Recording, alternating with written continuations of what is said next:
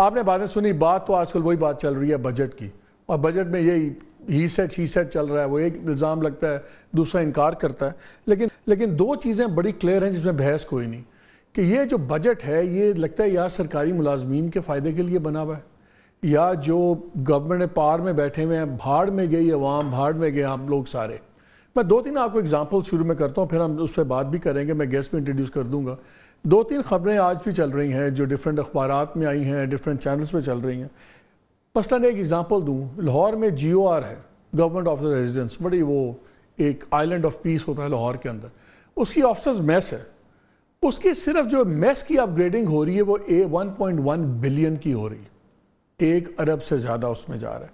29 گھر بن رہے ہیں جناب، اس کا 2 بلین پلس کا بجٹ ابھی اپروو ہوا ہے، 2 ارب روپے کا، بجائے اس سے کہ آپ ورٹیکل میں جائیں، اپارٹمنٹس بنائیں، سرکاری افسران کے لیے بہترین اپارٹمنٹس بنائیں، لگژری ہاؤسز بن رہے ہیں، پوری دنیا ورٹیکل ہو رہی ہے، ہم ہاریزونٹل ہوئے ہیں۔ خیر ہماری اکانومی بھی ہاریزونٹلی ہے، شاید اس لیے اس میں چل رہا ہے۔ پھر جب آپ دیکھتے ہیں خرچے، گورنمنٹ کے تمام خرچے 40% سے لے کے 60 to 70% بڑھ رہے ہیں، کوئی کمی نہیں ہے۔ ابھی میرے سامنے ایک فگر پڑا ہوا ہے نیشنل اسمبلی کا، نیشنل اسمبلی کا جو بجٹ انہوں نے بڑھایا اب 46% بڑھایا، وہ اس لیے بھی کہ اب انہوں نے اپنے ہی ملازمین کو گریڈ 1 سے 22 کو تنخواہیں بھی، الاؤنسز بھی 100% انکریز اور یہ وہ سب کر آ کے وہ بھی اس کے اندر چل رہا ہے۔ 46% یعنی کہ 7.3 ارب روپے صرف نیشنل اسمبلی کا خرچہ ہوگا۔ پریزیڈنسی کا 64% بل بڑھا ہے، یہ 2.25 ارب کے قریب ہے۔ گورنمنٹ جو ہے ماشاءاللہ جو جس طرح کا کام کرتی ہے آپ کے سامنے ہی ہے، اس کا 839 بلین روپیز ہے، اور پھر چلتا رہتا ہے، تمام چیزیں چلتی رہتی ہیں۔ لیکن وہ کیا رہا ہے، بچوں کے دودھ پہ ٹیکس لگ رہا ہے، پینسلز پہ لگ رہا ہے۔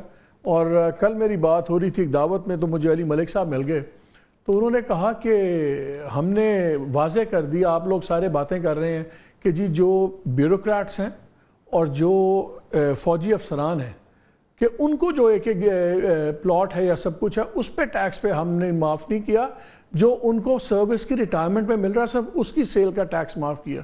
کیوں؟ اس پہ بھی ٹیکس کیوں معاف کیا؟ وہ جیب سے تو نہیں دے رہا، اس نے اگر وہ بیچ رہا ہے تو کما کے اس پروفٹس کے اندر سے اس نے ٹیکس دینا ہے۔